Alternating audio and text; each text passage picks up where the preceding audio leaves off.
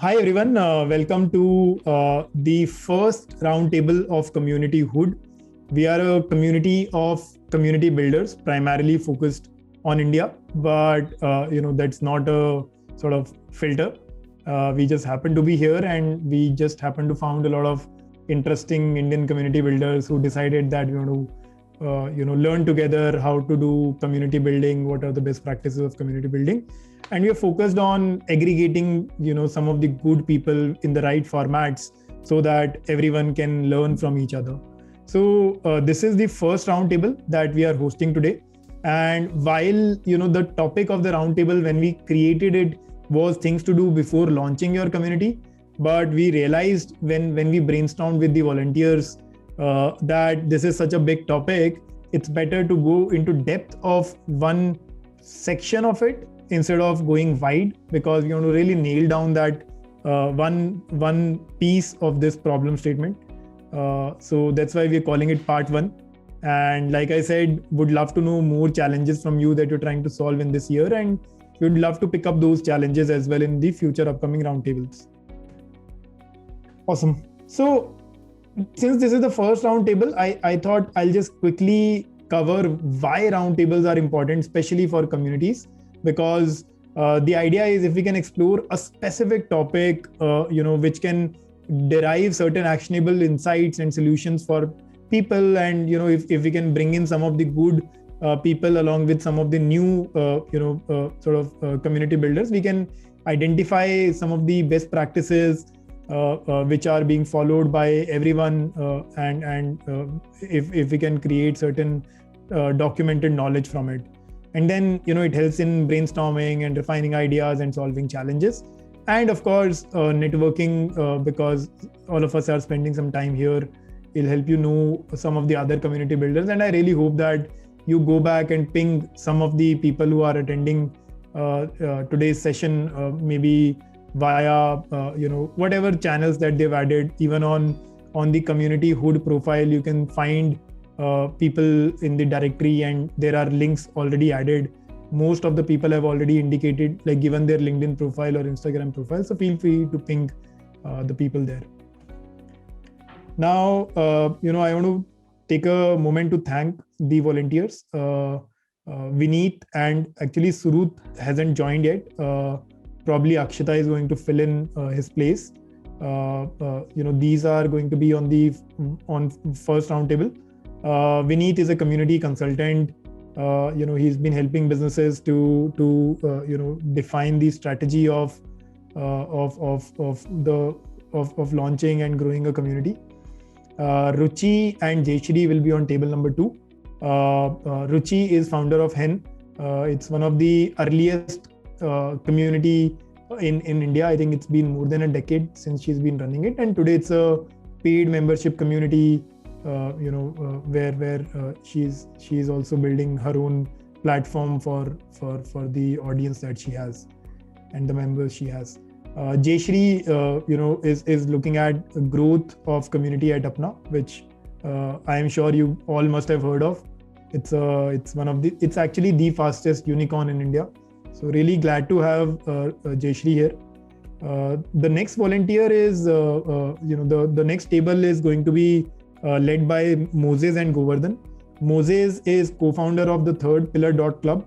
He runs about 4 communities already, and he's now, given his experience of running these multiple communities, he's researching and building a decentralized community economy. So he's going deeper into the crypto space and trying to come up with the real economy of how to really gamify the whole experience and build sustainable communities using blockchain. Govardhan is founder of Niche Marketers community and #mag. Niche Marketers is a community where I'm sure this topic will resonate a lot, because the topic for today is also about how to identify that niche. So importance of niche is something I hope all of us will learn today, also along with the other things.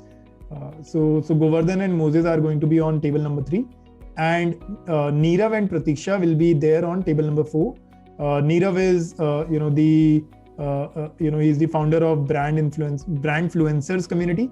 He is someone who has been very offline in terms of community building until a while back when he was based in Surat, but he started growing pan India and he's been doing really good progress. He's approaching it city by city, so still has a local element in his community. So there is going to be a diverse perspective from him, I'm sure. And Pratiksha is founder of 3 communities primarily hosted on Facebook. And one of the community has more than 1 lakh members. The community focuses on educating their members around, kids activities and parenting. So happy to have someone, with managing such a large community, also volunteering for this event. Awesome. So over to you, Moses and Govardhan. Please feel free to share your learnings. All right. We had a very interesting mix of people who were just there to listen, all the way to people who have been running like 50 to 100 communities. Okay, 50 communities, our Facebook pages, right?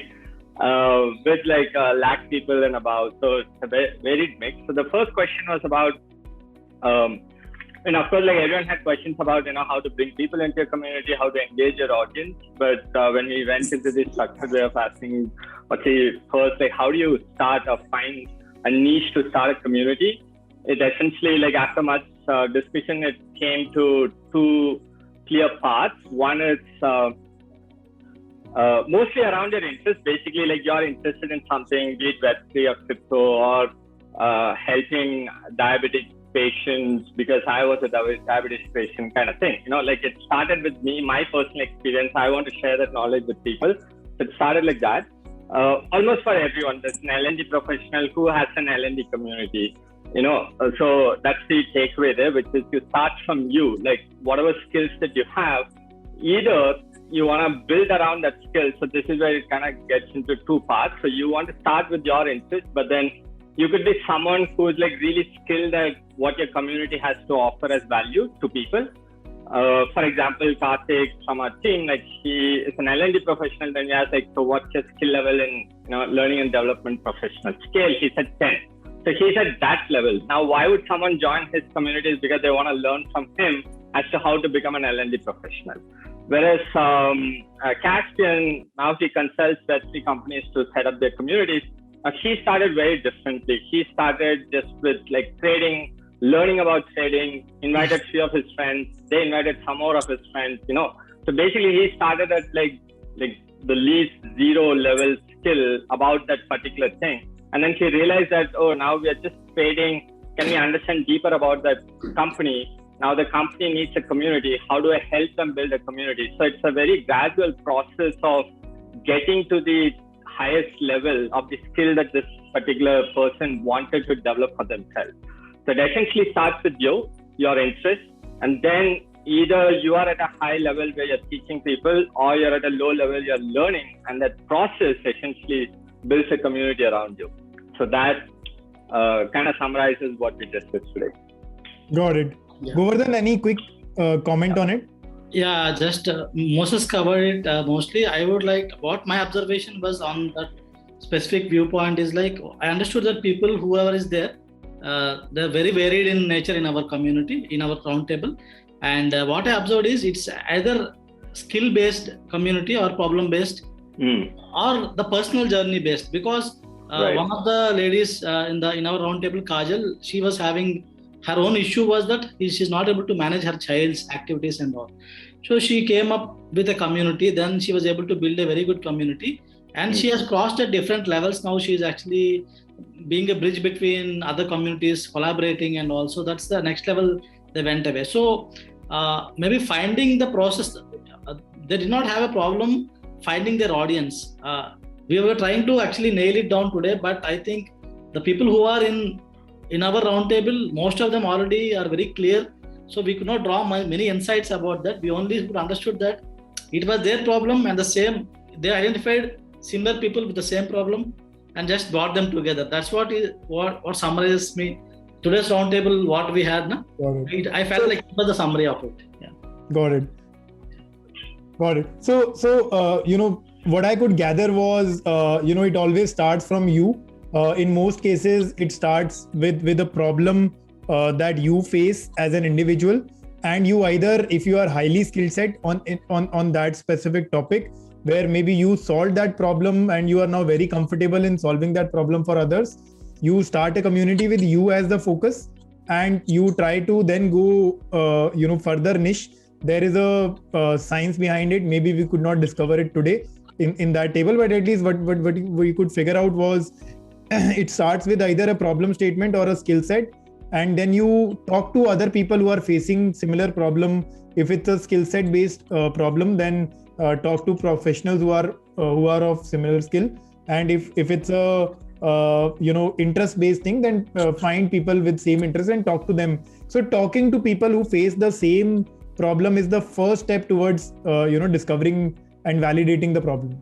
Over to you guys. Yeah, we had majorly related to the niche of education, but in different domains. One we had was education through films. Other was the developers code by Akshay, and Zubin was even he has not started a community yet, but yeah, he wants to go about starting the community for guiding up the students there. And we had a happy going coach, Mr. CK Arora, who wants to relieve the stress for people there.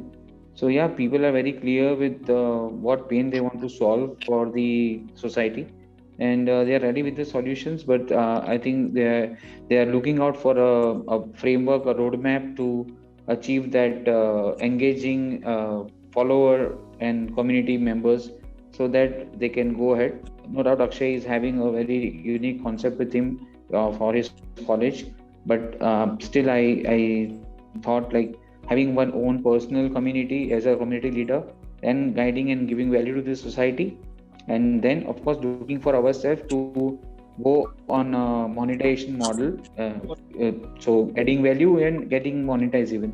So that is the brief we had discussed around with the group. Pratisha, if you can share some lights on this. Yeah, basically you have covered everything.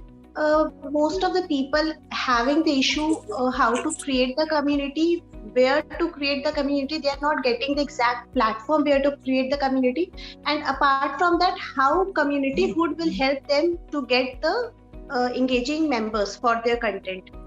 So this is the major question which I found to be Nipun, if you can answer how communityhood can help these people. I think communityhood, like everyone would have seen, is a platform for community builders to come together and share their learnings with each other. And one part of that learning is acquisition of members. If that is a key concern, we can arrange a workshop. In fact, we have a couple of workshops lined up in this month. One on personal branding, and one more on again, I'm forgetting the topic, but something that will help people to get more members. The core DNA is community builders helping each other with certain knowledge that they possessed over time. So that's the DNA. One follow-up question with you guys. Like, did anyone talk about, let's say, the process of let's say narrowing down the niche? Maybe someone started with a broader niche and then narrowed down the niche, let's say by doing a survey or by seeing certain data. Was that something that happened in any of your communities? Yeah, I think Gitika shared something on that. She told that people were not comfortable in the process of education she was telling about. So she's basically she's making people learn through movies. This is what I found to be new. Sure, no worries. So I think what I could gather from this table was people were mostly around skilling a particular niche from their experiences. There were few people who were also like the happiness coach and the learning through movies was a little more interest based community. We couldn't discover the process. Probably a lot of things happened organically. There was lack of time. Yeah, over to you, Ruchi. Yashri, you want to lead? So I think I'd be asking a couple of questions to Ruchi, and she can answer it on behalf of all our volunteers at the table. So Ruchi, how did we gauge that? How did people start on building a community? Yes, so just to give a gist, we were roughly 8 or 10 in the room, and we had people from wellness community to tech community to innovators community to health. So it was a mixed to women entrepreneurs and recruiters. When we asked people on how did you, the question was? How did you discover the niche and the process? So the problem statement that people discovered were out of two: one, personal experience; two, doing a research on that experience. So like we discussed in the first roundtable also, that you are in the center of the problem. And then the second was you talk to people, you do a research. Some of people in the community group also said they did a research on Google. They did a research in their own workspace to make sure that this problem exists. And the second thing, they also one of the persons said that I also evaluated myself if I am the best person to actually solve this problem, and then start a community. So two things: one, I feel there is a problem; two, I see others feeling that problem; and three, I believe that I am a person who can solve this. So spending time on understanding that subject, reading through, looking at oneself as an expert. So yes. Got it. I think if I would love to have a follow-up discussion on what was the Google data point that helped the fellow community to convince. This was I can tell 85% was Sumit. So like Sumit said, 93% said, he said that the industry was growing faster. Jayashree saying 85% ka stats, huh Jayashree? 85% was through within his own sector, and 93% after serving it on Google. Just to add on to it, so 85% of the corporate population is of frontline executives and team leaders, and that is where my forte is to train them, because there is not much available for them from a leadership training and development standpoint. And when I used to conduct training, so I've got a survey result of more than 3,000 odd people, wherein 93% strongly agreed that my training was really needed by them. Got it. So you validated the problem statement through survey and looking at the industry data from Google. That is correct. Got it. So what I'm hearing from this table is, like in general, the first step is I think the first table very clearly established, it comes from you. The second step is validating the problem, whether the problem is real and is it worth going after, whether it excites you enough to commit, significant part of your time, going forward. And Nipun? Yeah. I would also want to quote Ruchi, because even she did this research. She runs a community around wellness, and she found out that 91% people are affected by lifestyle disorders, and hence, she kind of thought that there is a requirement. So yeah. Got it. Jayashree, another question you have for me? So how did you could probably tell us, how did they is it that people have already discovered their niche, or is it still evolving? How do we address that? Okay, so this was interesting. We were talking to Tangu, Sumit also for that matter. So they have a niche. Like Tangu is working with people who acknowledge themselves as an expert. An expert in her language is somebody who spent 10 years working in an industry. Okay. So 10 years, somebody working in an industry is an expert. She works with an expert to have them monetize their skill set. Now she says further in future, she would want to niche down further down by saying that she would work preferably with women entrepreneurs, further down preferably with health coach.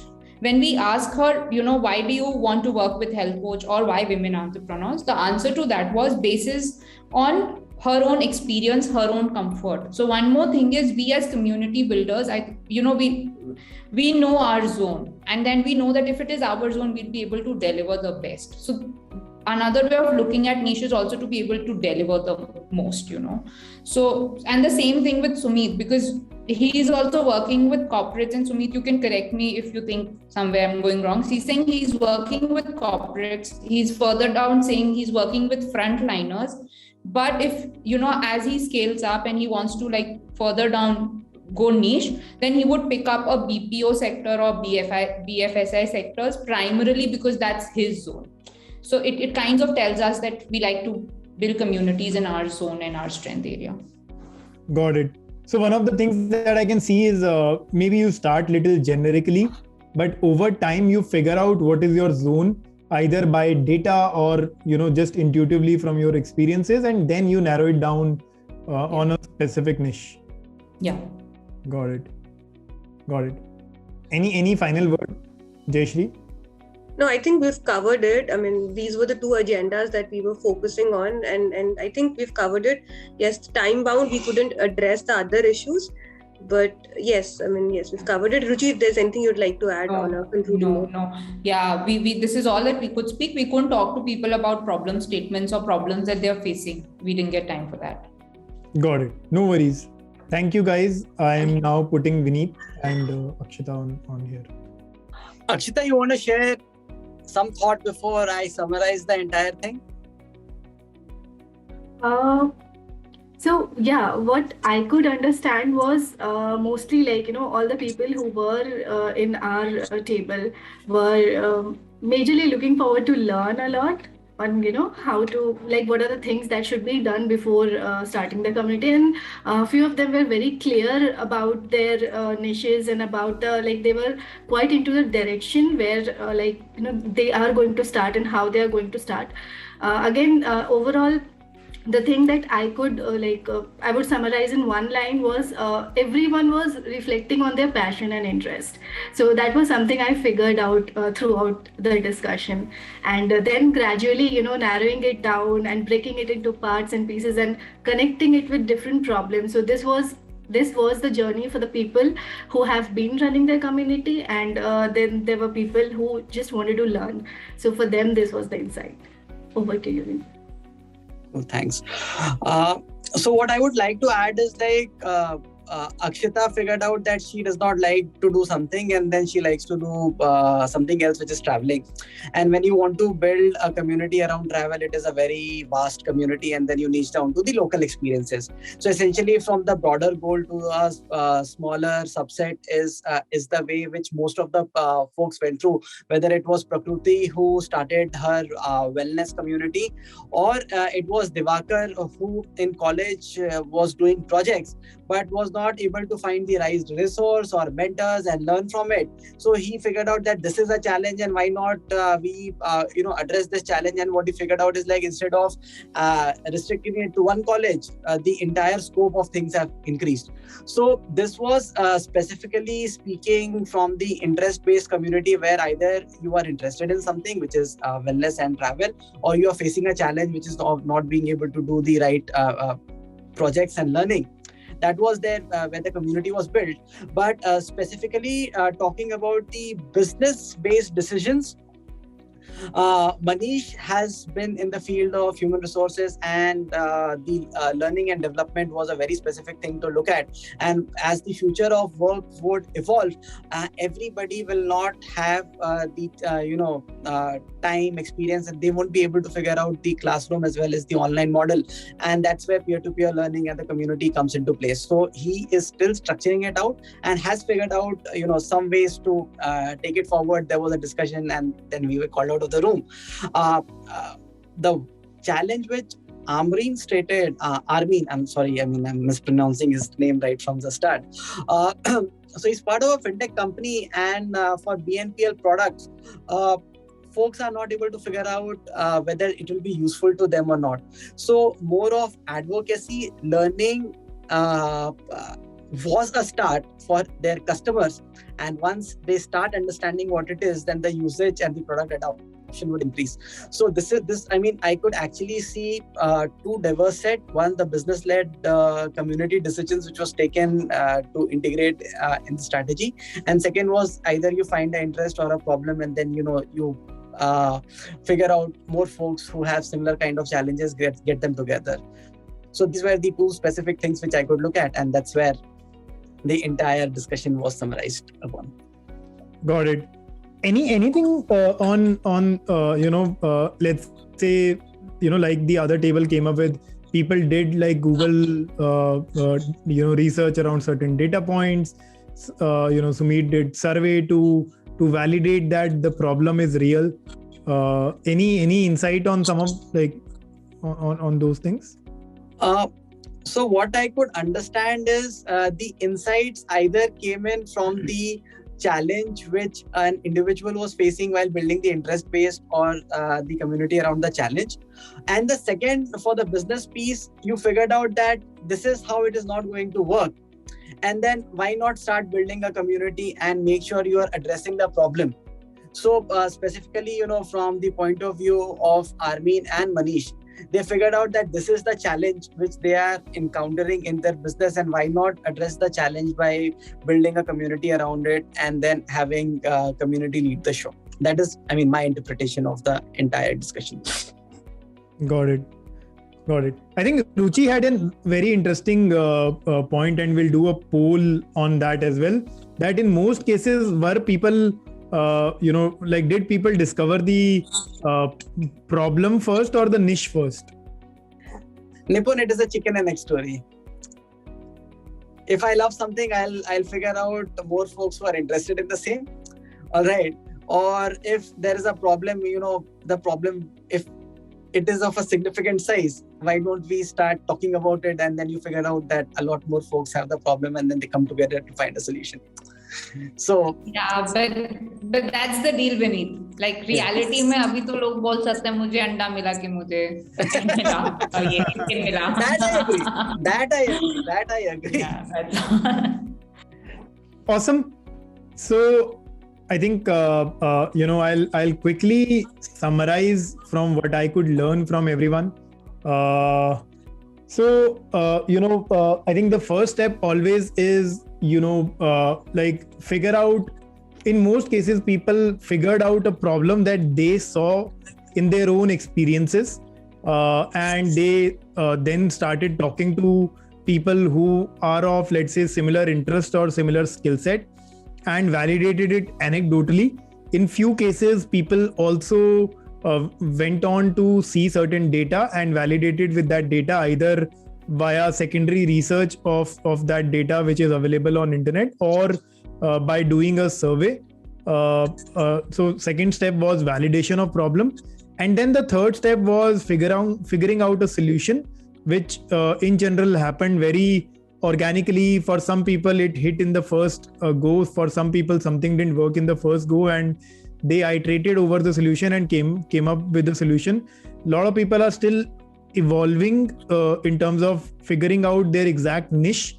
So in most of those cases, people started with a broad audience, and they narrowed down on a problem, and then they are in the process of further refining the audience for which that problem is more relevant than the others. So that's what I could summarize from all the tables. I also want to add one more anecdote from my own experiences. While building Curify, which was India's largest community of doctors, when we started, our process, and of course it is a hindsight process that I'm telling you. We didn't do it like with this step-by-step process, but what happened eventually was we started with a broad audience in mind. So we wanted to build a community for doctors, and we had few problems in mind that could be solved by building a community of doctors.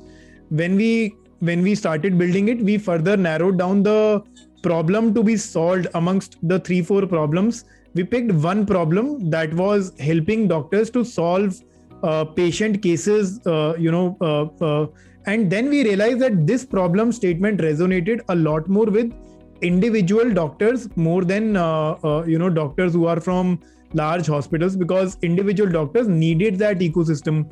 Large hospital doctors still have, let's say, their peer groups in the vicinity with whom they can actually refer a patient or have a candid chat. But doctors who were small practitioners, they didn't have an ecosystem. So then we realized that our niche, although we were a community of doctors, but our niche for the problem that we decided to solve was more into small practitioners or individual practitioners, primarily from tier 2, tier 3 cities, for which the problem was more relevant. And that's when we got deeper into that audience. So that was for us the process, getting, like, defining a broad audience, defining multiple problem statements for that audience, figuring out one big problem that resonates with us, the members, and then going deeper into that problem, identifying which of my current members need the solution or resonate with the problem more. Once we do that, then we have figured out our niche and the exact problem that we are solving for that niche. So for us, that was the process. I think would love to reflect back maybe with the volunteers, and would definitely publish something. I'll probably ask one of the volunteers to take a lead on it. But of course, if nobody takes a lead, I'll take a lead on it. So we'll definitely publish something on this topic. And can I add something? Yeah, please. Yeah, so I figured out this equation which is there on my profile as a community strategist. I say people plus purpose plus guidelines equal to community building plus growth. And frankly speaking, whether it was on my table where the discussions were happening or across multiple roundtable discussions were happening, this equation simply got strengthened. You get people with purpose, put them in a certain guidelines, community will be built, and how that can be leveraged in various ways, that's where you get the growth. Be it business or non-business, that's a very different aspect to be looked at. Right. And I think one more factor that adds is how many resources do you have for example, someone like Apna, they have been able to get a lot of resources very quickly. So they could, have the liberty of operating into different niches. Jayashree, please add if you have any comment on it. In a way, Apna is running multiple communities in different niche, right?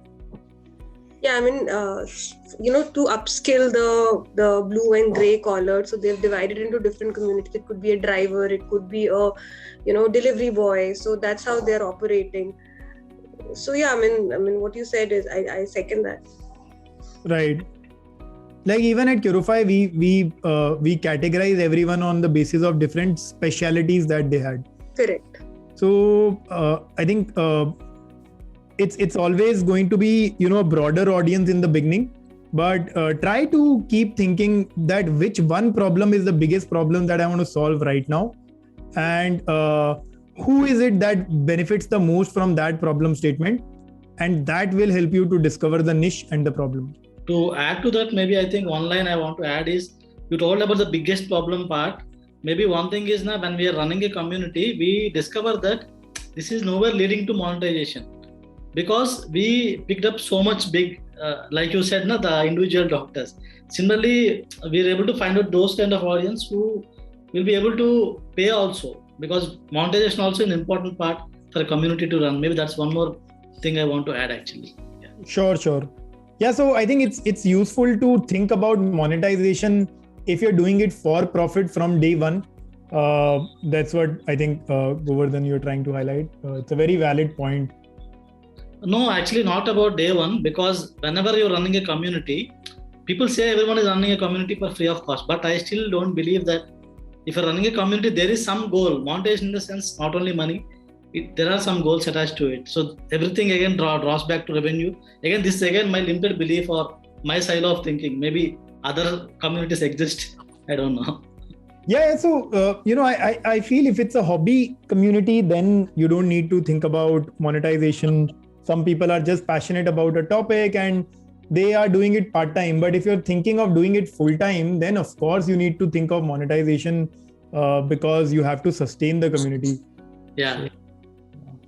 It's almost like, starting a startup. All right, then.